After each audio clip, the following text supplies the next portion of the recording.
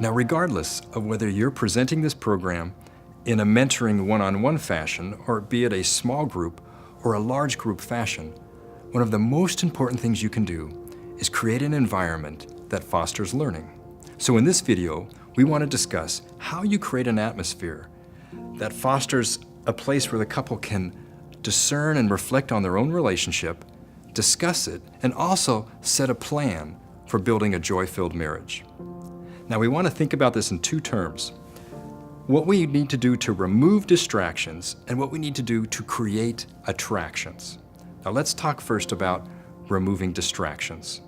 What are we doing that might distract the couples from being able to engage? Let me give you a couple of good examples. I can be a talker, and I start going over the same point over and over again. So my wife and I have this secret symbol that whenever she touches her nose, that means, Tom, shut up, let's move on. And it helps us. Maybe you're opinionated and you don't realize it, which could very well be a distraction to these couples. So take the time to look internally and say, what are we doing that could very well be a distraction? It may be helpful for you to present to other couples before you get in front of the engaged couples to see what is it that I'm doing that could very well be a distraction to them. Okay, let's talk about creating attractions now. And let's look first and foremost at ourselves. And there's many things that we want to say here. First, have a welcoming, open spirit with these couples. That is so attractive. Be other-centered, because if you take the time to learn about them, they will be more apt to take the time to want to know about you. Let's talk about planning ahead. The more you can rehearse this and practice it ahead of time, the more natural you will be when you are presenting it. That's counterintuitive for some people because they think the more I practice it, it's going to be more rote. No, the more you practice it, the more you can actually just deliver it and be yourself. So don't forget that. Okay, let's talk about creating an attractive environment. Music, for example.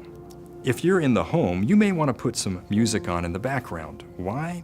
Because your children may be down the hall and they might be able to hear what you're saying, which would cause this young couple to be self-conscious about what they're saying. So it creates that white noise. If you're in a large group setting, let's say you put the couples at a table and they're sharing with their beloved right in front of them, but there's a couple next to them. Having music in the background is going to create this safe environment. Why? Because if it's too quiet, what happens? Well, all of us don't want to share. We get self-conscious because we think someone's going to hear what I'm saying right now. If you have a table, it's a great place to put some flowers or some images that are pulling them into the experience. You can also do that in your own home. Rosemary and I like to have a few snacks on the table. Just if they get hungry, it's removing those distractions and keeps them focused on what we're trying to do.